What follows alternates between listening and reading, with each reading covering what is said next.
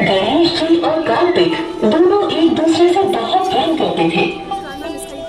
साथ खेलते, साथ खाना खाते, मगर दोनों के बीच लड़ाई भी काफी होती थी।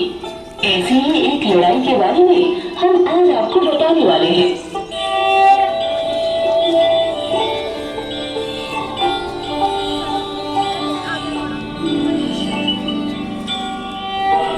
एक बार माँ पार्वती अपने दोनों पुत्रों को बड़े प्यार से भोजन खिला रही थी। ये निवाला गणेश का, ये निवाला कार्तिक का। माते, आज का खाना तो बहुत ही स्वादिष्ट बना है और ये लड्डू देखकर तो मेरे मुंह में पानी आ गया है।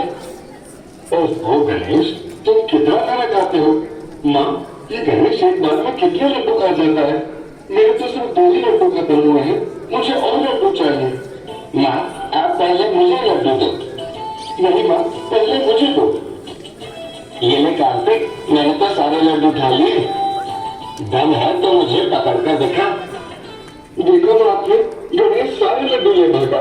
रुकिए, इससे थोड़ा अभी तक करता हूँ। कार्तिक, मैं तो यही खड़ा हूँ।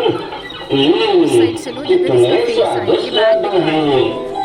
ऐसा कहकर गणेश जी गायब हो जाते हैं। देखिएगा, गणेश बार बार अदृश्य हो जाता है, इसलिए मैं उसे पकड़ नहीं पाता हूँ। तभी वहाँ नारद मुनि आ जाते हैं। नारायण नारायण। कार्तिक को माँ पार्वती से हट करता देख नारद मुनि समझ जाते हैं कि गणेश और कार्तिक झगड़ा कर रहे हैं। प्रणाम देव ऋषि नारद, कहिए कैसे आना हुआ? देवी पार्वती, मैं तो आपको ये दिव्य फल देने आया हूँ। जो भी इस फल को ग्रहण करेगा उसे अमृतत्व और अतुल्य बुद्धि प्राप्त होगी। नारद मुनि की बातें सुनकर गणेश और कार्तिक दोनों बोल उठे। ये दिव्य फल तो मैं ही खाऊंगा। नहीं गणेश, मैं तुमसे बड़ा हूँ, ये फल तो मैं ही खाऊंगा। अरे अरे बच्चों, झगड़ा करना बंद करो अब। मेरे लिए तो तुम दोनों बराबर हो। नहीं माँ, अब इस प्रश्न का उत्तर केवल पिताजी ही दे सकते हैं। सब मिलकर भगवान शिव के पास पहुँचे। माता पार्वती ने उन्हें सारी बात बताई। प्रभु, अब आप ही इन दोनों को समझाइए। पिताश्री, आप ही बताइए। मैं कार्तिक से बड़ा हूँ, इसलिए मुझे ये फल मिलना चाहिए। देख लिया, दोनों ही अपने आप को बड़ा बनाने पर उतरे हैं। देव ऋषि नारद, अगर आपके पास इस समस्या का कोई हल है तो हमें बताइए। नारायण नारायण। प्रभु, इन गुत्थी को सुलझाने के लिए मेरे पास एक तरकीब है। मैं तुम दोनों के सामने एक चुनौती रखता हूँ। जो जीतेगा वही इस फल का असली हकदार होगा और वही बड़ा भाई माना जाएगा। कैसी चुनौती देव ऋषि नारद? तुम दोनों को पृथ्वी की परिक्रमा करनी होगी।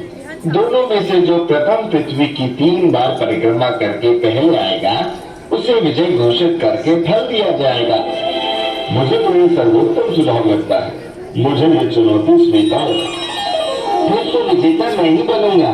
मुझे आशीर्वाद दीजिए माता श्री, पिता श्री। तुम विजेता कैसे बनोगे गणेश? तुम्हारा वाहन तो मूषक है और मेरा मुंह। मेरे वाहन की रफ्तार मूषक से काफी ज्यादा है। ऐसा कहकर कार्तिक तुरंत अपने दिव्य वाहन मोर पर सवार हो गए और आकाश में उड़ते हुए चले गए।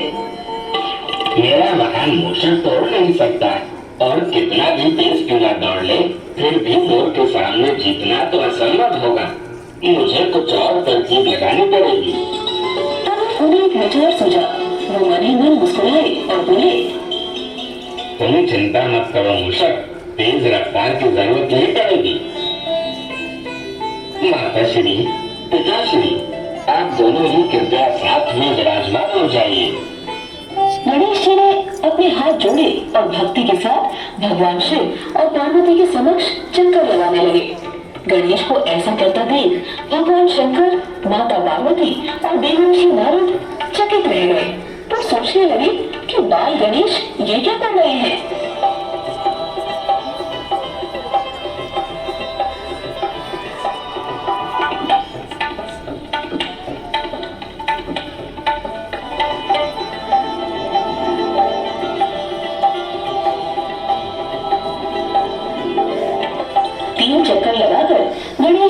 भगवान शंकर से कहा, माँ, मैंने 3 चक्कर पूरे किए हैं, अब मुझे वो फल दीजिए ना।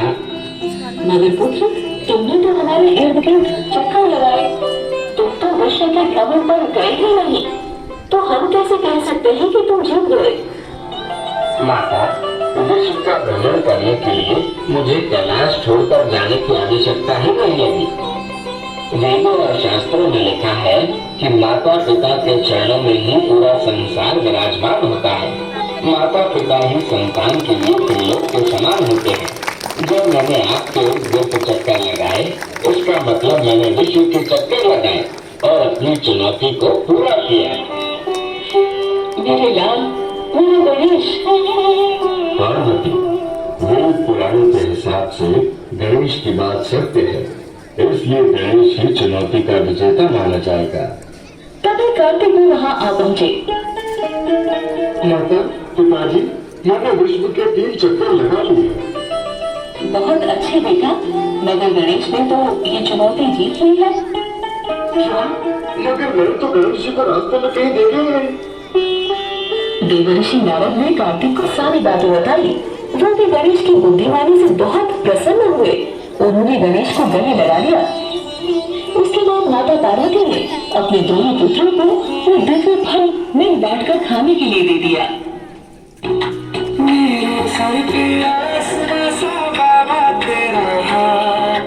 मेरे लिए तो सबसे पहले मेरे